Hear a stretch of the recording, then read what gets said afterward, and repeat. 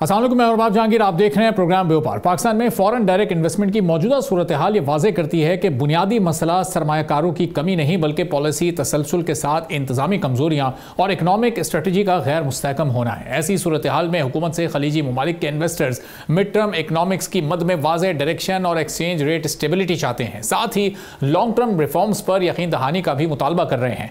Investors बड़े फैसलों से पहले संजीदगी के सबूत ढूंढ रहे हैं, क्योंकि माजी में बार बार पॉलिसी की तब्दीलियों और ब्यूरोक्रेटिक सुस्त रवि की वजह से non integrated financial investors policies ने इन्वेस्टर्स के एतमाद को शदीद नुकसान पहुंचाया था। अक्टूबर 2025 में हमने देखा FDI जो पाकिस्तान में आई वो $178.9 मिलियन रही, जो सितंबर के $185.6 मिलियन के मुकाबले में 3.6% कम है।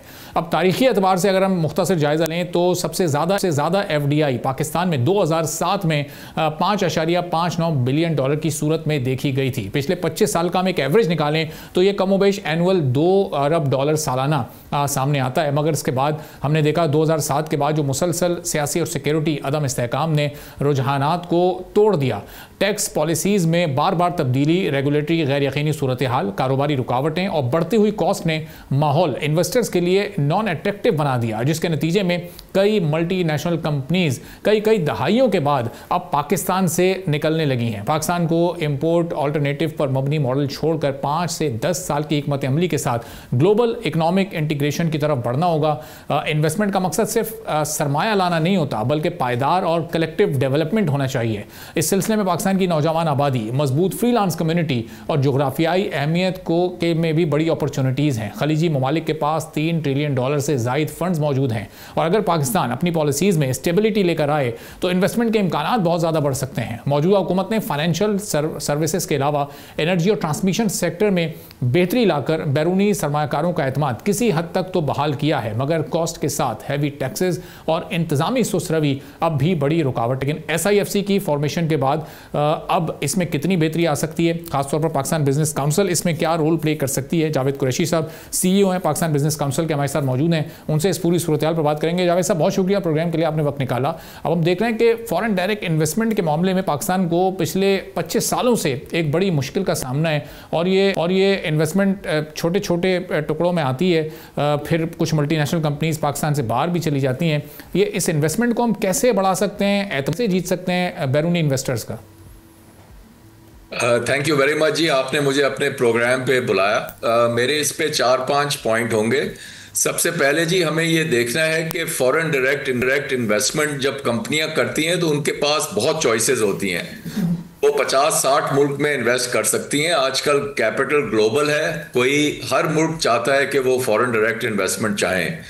तो जब पाकिस्तान फॉरेन डायरेक्ट इन्वेस्टमेंट चाहता है तो उसको समझना चाहिए कि वो 100 मुल्कों के साथ कम्पीट कर रहा है। और जब मैं कम्पीट का लफ्ज़ इस्तेमाल करता हूं तो इसका मतलब सिर्फ ये नहीं है कि रिटर्न उनको दें, लेकिन पॉलिसी स्टेबल हो, करेंसी स्टेबल हो, प्रिडिक्टेबल हो और उनको ये फीलिंग मिले कि वो जब पैसे पाकिस्तान में लगा रहे हैं तो उनको प्रॉपर रिटर्न मिलेगा, जो उनको बाद में जस्टिफाई करना पड़ेगा अपने बोर्ड को, अपने मैनेजमेंट को, कि आपने पाकिस्तान में जब पैसे लगाए तो ये आपने सही डिसीजन लिया था। और उस वक्त पूछा जाएगा कि आपने पाकिस्तान में लगाया और बाकी 90 मुल्कों में नहीं लगाया, तो ये जो रिटर्न्स हमारे बने हैं ये सही बने हैं या नहीं। अब अनफॉर्चुनेटली हमारी एक प्रॉब्लम हो या दूसरी प्रॉब्लम हो, हमने एक stable environment foreign direct investors को नहीं दिया लास्ट 20 साल में, जो भी वजह हो, या हमारी कोई पॉलिटिकल इंस्टेबिलिटी हो या इकोनॉमिक पॉलिसियाँ चेंज होती रहें या हमारे पड़ोस में झगड़े हों। इसकी बहुत वजूहात हैं और वो बिल्कुल पाकिस्तान के मसले रहे हैं, ठीक है, लेकिन ये चीज़ें इन्वेस्टर समझते नहीं हैं। इन्वेस्टर जो होते हैं वो उनके पास चॉइसेस होती हैं, तो हमें ये हमें समझना पड़ेगा कि इन्वेस्टर का आउटलुक क्या है, इन्वेस्टर सोचता कैसे है। इन्वेस्टर से आपको रिलेशनशिप्स बिल्ड करनी पड़ती है और उनको समझना पड़ता है। बहुत से इन्वेस्टर्स अब हो गए हैं, वो बहुत पहले इमोशनल इन्वेस्टर होते थे, मुल्क पसंद होता था, बरादरी होती थी, फेलो मुस्लिम ब्रदर होते थे। अब जो है जी, अब नंबर्स पे इन्वेस्टमेंट होती है, उसमें एनालिस्ट होते हैं, उसमें स्टॉक मार्केट के रिटर्न होते हैं, उसमें रिस्क एडजस्टेड मॉडल्स होती हैं। और अगर आप ये सारी चीज़ें समझेंगे नहीं तो आपकी इन्वेस्टमेंट, फॉरेन डायरेक्ट इन्वेस्टमेंट जो होगी वो सफ़र करेगी और वो स्लो होगी। तो सबसे पहले तो हमें ज़रूरत है जी ये चीज़ें समझने की। दूसरी चीज़ जो हमें समझनी है जी कि इन्वेस्टर जो होते हैं वो एंड ऑफ द डे इंसान होते हैं। उनके जो भी एनालिस्ट हों तो वो मुल्क को देखते हैं। अगर आपका मुल्क का एयरपोर्ट ख़राब है, अगर आपके मुल्क के होटल ख़राब हैं, अगर आपका लॉ एंड ऑर्डर सिचुएशन है, अगर आपके टैक्सी ड्राइवर गलत फ़ी चार्ज करते हैं, तो ये चीज़ें जो हैं ये मुल्क को बहुत नुकसान पहुंचाती हैं। अगर आप देखें दुबई को, सिंगापुर को, तो उन्होंने क्यों एयरपोर्ट अच्छे बनाए, क्यों एयरलाइन अच्छे बनाए, क्यों टैक्सी ड्राइवर को ट्रेन किया। आपको पता है सिंगापुर में टैक्सी ड्राइवर को इम्तहान लेना पड़ता था एक ज़माने में कि जी आप तमीज़ से बात करेंगे, आप फॉरेन इन्वेस्टर को चूना नहीं लगाएंगे, आप फॉरेन इन्वेस्टर को सही रास्ता दिखाएंगे। ये ली कुआन यू साहब थे जो फाउंडर थे सिंगापुर के, वो बहुत विजनरी आदमी थे और उनको ये बात समझ आ गई थी कि आप अगर इन्वेस्टर को अट्रैक्ट करेंगे तो आपको ये चीज़ें उनको दिखानी पड़ती हैं, क्योंकि वो इन्वेस्टर आते हैं, उनका इंप्रेशन जो है मुल्क का इधर से ही आता है। तो पूरा आपको जी इकोसिस्टम बनाना पड़ता है फॉरेन डायरेक्ट इन्वेस्टमेंट अट्रैक्ट करने के लिए। अगर आप रिटर्न भी कर देंगे और रिस्क मॉडल भी कर देंगे, लेकिन आपकी जगह ऐसे नहीं होगी जो कोई आना नहीं चाहेगा, तो कोई फ़ायदा नहीं होगा। तो जी फॉरेन डायरेक्ट इन्वेस्टमेंट के लिए एक पूरा प्लान चाहिए होता है। ये आइसोलेशन में काम करना कि एक एजेंसी बना दी या एक डिपार्टमेंट बना दिया, इससे कुछ नहीं होता जी। आपका पूरा सिस्टम चलना पड़ता है साथ, हैंड इन हैंड। तो जावेद साहब ये देख रहे हैं कि अभी जो चंद एक इमर्जिंग सेक्टर्स ऐसे जिनको गेम चेंजर तस्वुर किया जा रहा है पाकिस्तान की इकोनॉमी में कि मिनरल सेक्टर अगले 3 से 5 साल में बिल्कुल हमारी इकोनॉमी की शक्ल को बदल कर रख देगा, बहुत अपग्रेड हो जाएगी हमारी इकोनॉमी। इसमें हम देखते हैं बहुत सारे MOUs हो रहे हैं, जॉइंट वेंचर्स हो रहे हैं। IT सेक्टर में हम देखते हैं बड़ी ग्रोथ हो रही है, उसमें मुख्तलिफ लोग इन्वेस्ट कर रहे हैं, आके इंटरनेशनल कंपनीज भी जॉइंट वेंचर्स कर रही हैं। लेकिन इनके अलावा जो एग्जिस्टिंग सेक्टर्स जो पाकिस्तान की एक्सपोर्ट में बड़ा अहम किरदार अदा करते रहे माजी में, टेक्सटाइल और पाकिस्तान का ज़राई सेक्टर, इसमें कहीं कोई ऐसी खास हम इन्वेस्टमेंट आते नहीं देख रहे। इवन जो हमारे लोकल इन्वेस्टर्स हैं उनका भी इसमें एतमाद नहीं रहा क्या? देखिए जी, एक और चीज़ भी मैं कहूँगा इस पे, मेरा काफ़ी तजर्बा रहा है फॉरेन डायरेक्ट इन्वेस्टमेंट में और ये मल्टीनेशनल कंपनीज में। हमें इतनी भी घबराने की ज़रूरत नहीं है। ज़्यादा हमारे लिए इम्पोर्टेंट है जी कि हम अपनी बिजनेस ग्रुप्स के लिए एक इन्वेस्टमेंट क्लाइमेट बनाएं कि हमारी अपनी बिजनेसेस भी इन्वेस्ट करें। अगर आपकी अपनी इन्वेस्टर और आपके अपने बिजनेसमैन मुल्क में इन्वेस्ट नहीं करेंगे तो फिर फॉरेन इन्वेस्टर क्यों आएगा? तो पहले तो जी आप माहौल ऐसा बनाएं कि आपके अपने बिजनेसमैन इन्वेस्ट करें। अपने बिजनेसमैन समझते हैं, रिस्क लेना जानते हैं, उनको पाकिस्तानी माहौल, पाकिस्तानी एनवायरनमेंट, पाकिस्तानी ब्यूरोक्रेसी से डील करना आता है। और वो भी अगर हो जाए तो कोई इतना भी ख़ास फ़र्क नहीं पड़ता कि आपके पास जो है फॉरेन डायरेक्ट इन्वेस्टमेंट कोई इतनी ज़्यादा अगर ना आए, लेकिन अगर आपके अपने इन्वेस्टर इन्वेस्ट कर रहे हैं तो वो भी ठीक होता है। जब हम फॉरेन डायरेक्ट इन्वेस्टमेंट देखते हैं तो अब हमें जो है ये भी देखना चाहिए कि फॉरेन डायरेक्ट इन्वेस्टमेंट, हमें एक एफिशिएंट फॉरेन डायरेक्ट इन्वेस्टमेंट चाहिए जिससे हम एक्सपोर्ट कर सकें, जिससे हम जॉब्स क्रिएट कर सकें, जिससे टेक्नोलॉजी ट्रांसफ़र हो सके, जिससे मैन पावर की ट्रेनिंग हो सके। अगर एक फॉरेन डायरेक्ट इन्वेस्टमेंट आपको ये सारी चीज़ें नहीं दे रही हैं तो फिर हमें थोड़ा सा इसको भी रिविजिट करना चाहिए, क्योंकि होता सिर्फ ये है जी कि बाहर से फॉरेन डायरेक्ट इन्वेस्टमेंट आती है और फिर अगले 10, 12, 15 साल में 10 टाइम्स एज मच या 20 times as much foreign currency बाहर चला जाता है। तो इसमें भी जो है ना, हमें थोड़ी सी इसमें आई थिंक थोड़ी सी साइंस इस्तेमाल करनी चाहिए कि जी ये फॉरेन डायरेक्ट इन्वेस्टमेंट हमारे लिए यूज़फुल है भी या नहीं। और मेरा इस पे व्यू ये है कि जी हमें एक मॉडल की तरफ जाना चाहिए जहां हम ज़्यादा जॉइंट वेंचर्स करें, जहां से कोई फॉरेन डायरेक्ट इन्वेस्टमेंट की पार्टी आती है तो उनके साथ कोई पाकिस्तानी बिजनेस ग्रुप भी लगे, ताकि जो उनकी वैल्यू है, उनके स्किल सेट हैं, उनकी टेक्नोलॉजी है, उसमें हमारी कंपनियों को भी और हमारे बिजनेसमैन को भी उसका फ़ायदा हो। मैं ये नहीं कह रहा कि फॉरेन डायरेक्ट इन्वेस्टमेंट ख़राब चीज़ है या हमें परेशानी नहीं होनी चाहिए, लेकिन मैं सिर्फ ये कह रहा हूँ कि थोड़ी सी हमें इसको ना कॉशियसली देखना चाहिए और थोड़ा सा इसमें थॉट की ज़रूरत है और थोड़ी बहुत एनालिसिस की ज़रूरत है कि यार ये फॉरेन डायरेक्ट इन्वेस्टमेंट जो है ये वाकई पाकिस्तान के लिए यूज़फुल है या नहीं। हमारी बहुत सी फॉरेन डायरेक्ट इन्वेस्टमेंट वो आई है जी कंज्यूमर साइड में, क्योंकि पाकिस्तान की मार्केट बड़ी है, 225 करोड़ लोग हैं, तो जो बड़ी बड़ी मल्टीनेशनल्स हैं वो कोई कंज्यूमर प्रोडक्ट बेचना चाहते हैं हमारी मार्केट में। लेकिन अगर आप इसका सोचें तो लॉन्ग रन में क्या वाकई पाकिस्तान को इसका फायदा होता है कि अगर हम च्युइंगम बाहर से ला रहे हैं या चॉकलेट बाहर से ला रहे हैं, क्या वो चीज़ें हम खुद नहीं बना सकते? तो इस पे भी जी काम अब जो है ना, अब हम एफिशिएंट फॉरेन डायरेक्ट इन्वेस्टमेंट की भी बात कर रहे हैं। और जो आपने माइनिंग की बात की, ये बहुत अपॉर्चुनिटी है हमारे लिए जी इसमें, लेकिन हम सारों को अंडरस्टैंड करना चाहिए कि इसमें टाइम लगेगा। माइनिंग की बहुत लॉन्ग जेस्टेशन पीरियड होती है, इसमें काफ़ी रिस्क भी होता है, और इसमें जी इसको आप अभी बिल्ड नहीं कर सकते अपने नंबर्स में। अगर ये हो गया तो ये हमारे लिए एक बहुत बड़ा बोनस होगा इंशाल्लाह, लेकिन डे टू डे आपकी इकोनॉमी के लिए आपको इसकी इतनी हाई एक्सपेक्टेशन अभी नहीं होनी चाहिए, बिकॉज माइनिंग में फेलियर्स भी होते हैं कभी कभी। वो नहीं निकलता है या आधा निकलता है, या उसको निकालने में इतने खर्चे हो जाते हैं कि उसकी प्रॉफिटेबिलिटी थोड़ी सी कम रह जाती है। तो ये, और प्लस थोड़े से इसमें सिक्योरिटी इश्यूज भी हैं इन इलाकों में, तो अभी इस पे जो है इतना मुझे एतबार अभी इतना नहीं करना चाहिए। जो आपने आईटी की बात, ये मेरे ओपिनियन में जी ये बहुत बड़ी अपॉर्चुनिटी है पाकिस्तान के लिए, बिकॉज पाकिस्तान के लोग अच्छे हैं, काबिल हैं, यंग पॉपुलेशन है, टेक्नोलॉजी के स्किल्स हैं, और इसमें आई थिंक अगर गवर्नमेंट एक हाथ प्ले करे जिसमें वो इंफ्रास्ट्रक्चर बिल्ड करे और टेक्नोलॉजी कंपनीज के साथ काम करे, एंटरप्रेन्योर्स के साथ काम करे, तो इसमें जी मेरा ओपिनियन ये है कि इसमें बहुत पोटेंशियल है। यंग पॉपुलेशन है, अंग्रेजी बोलते हैं, स्किल्स हैं माशाल्लाह, ब्राइट लोग हैं, नंबरों में तेज हैं, कंप्यूटर इस्तेमाल करने में तेज हैं।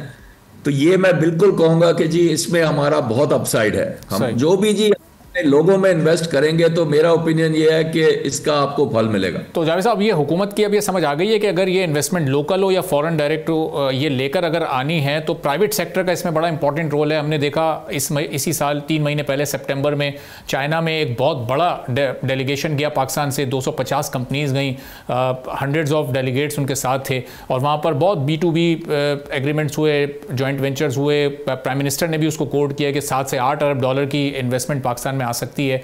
तो ये इस तरह की कॉन्फ्रेंसेस मजीद मुनक्किद करवाई जानी चाहिए दीगर ममालिक के साथ भी, और उसमें हुकूमत की पार्टिसिपेशन कम से कम हो, प्राइवेट सेक्टर का रोल उसमें बढ़ता रहे। अब हुकूमत ये समझ रही है अच्छे तरीके से?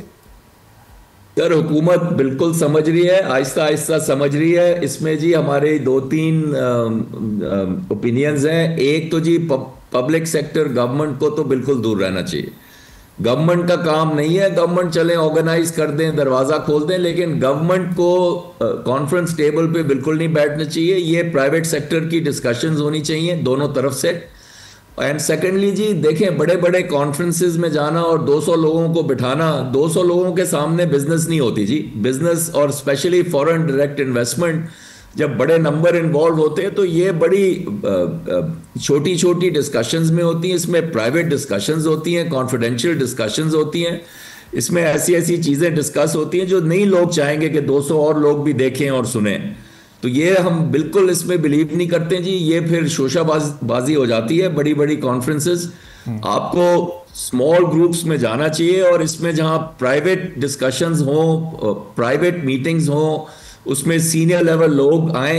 दूसरी चीज़ ये होती है जी कि ये बाहर के मुल्कों में जो बड़े बड़े मुल्क हैं और बड़े बड़े इन्वेस्टर हैं, बड़े बड़े बिजनेस ग्रुप हैं, वो अब माशाल्लाह इतने सक्सेसफुल हैं और इतने कामयाब लोग हैं कि वो वैसे ही पसंद नहीं करते कि हम 200 लोगों की मीटिंग्स में आए। तो आप जो है ना, कभी पते की बातें कभी डिस्कस नहीं करेंगे, बस यही आप MOU साइन करते रहेंगे, लेकिन एक्चुअल काम होता है जी 6-8 लोगों का, 4-5 लोगों का। और उसमें आई थिंक गवर्नमेंट अब आहिस्ता आहिस्ता ये समझ रही है, और वो काफ़ी जो है अब प्राइवेट सेक्टर के लोगों से बात कर रही है, और उसमें आप देखने लगे हैं कि वो क्वाइटली एक छांटी का प्रोसेस भी शुरू हो रहा है कि जो पाकिस्तान के टॉप बिजनेसमैन है, बड़े बिजनेसमैन है, उनको आगे ले जाओ, उनके लिए बेशक दरवाजे खोलो, और उसके बाद फिर वो प्रोसेस को ना, उस प्रोसेस से आप हटी जाएं तो बेहतर है। Let private sector take part. मैं कहूँगा, मैंने देखा है जी कि गवर्नमेंट इसमें काफ़ी इम्प्रूव हो रहा है और वो काफ़ी समझ गए हैं, और अब वो काफ़ी इसको फैसिलिटेट कर रहे हैं। जो प्राइवेट सेक्टर का और गवर्नमेंट का डायलॉग है वो माशाल्लाह बहुत बेहतर हो गया है लास्ट 5-6-8 महीने में। ये मैं गवर्नमेंट को दाद दूंगा। और मैं ये सिर्फ नहीं कह रहा ऐसे ही कि जी गवर्नमेंट की तारीफ कर रहा हूँ, मैं कह रहा हूँ कि मैं ये देख रहा हूँ कि जी जो रिकग्निशन है, जो बातें हो रही हैं, इन पर्टिकुलर SIFC के साथ जो बातें होती हैं, हमने 1-2 कॉन्फ्रेंस में उनके साथ हेल्प किया है, वो भी अब यही कह रहे हैं कि जी स्मॉल इज़ ब्यूटीफुल, कम लोग आए। जो मेन डिस्कशंस होंगी वहाँ सऊदी से भी यही हमें मैसेज आ रहा है। दूसरी चीज़ ये हो गई है जी कि माशाल्लाह, ये मैंने पहले भी कहा था कि अब आप सऊदीज़ में भी देखें उनकी जो क्वालिटी है, उनके कंपनियों की, उनके लोगों की, उनके एनालिस्ट की, वो अब बहुत बहुत इम्प्रूव हो गई है। तो वो भी अब बड़े प्रोफेशनल लोग होते हैं, वो रिटर्न एनालिस्ट लोग होते हैं, उन्होंने बाहर के एनालिस्ट रखे हुए होते हैं, वो पढ़े लिखे लोग हैं। तो अब जो डिस्कशंस होती हैं वो बहुत प्राइवेट सेक्टर होती हैं और वो रिटर्न्स पे और रिस्क्स पे और बैंकेबिलिटी पे ज़्यादा डिस्कशन होती है। तो उधर के प्राइवेट सेक्टर के लोग जो समझदार लोग हैं और जो डीलें एक्सिक्यूट कर सकते हैं, ये अब MOU का ज़माना ख़त्म हो गया जी। अब बिजनेस करनी होती है तो करनी होती है। ये MOU का तो मुझे समझ ही नहीं आता इसका क्या मतलब होता है कि जी आज हम मिलके एक चीज़ साइन करेंगे कि हम शायद बाद में बिजनेस करेंगे। तो ये आई थिंक एक अननेसेसरी प्रोसेस है जिसको हटा ही देना चाहिए। इसमें इसकी क्रेडिबिलिटी भी अब रही नहीं है। आप लोगों से पूछें तो वो कहते हैं जी MOU का क्या मतलब है। और अगर आप देखेंगे कि लास्ट विजिट में इतने MOU साइन हुए थे, तो आप 2 साल बाद जाके देखेंगे कि यार इसमें से डीलें कितनी हुई थी, तो आपको 2 डीलें भी नहीं नजर आएंगी।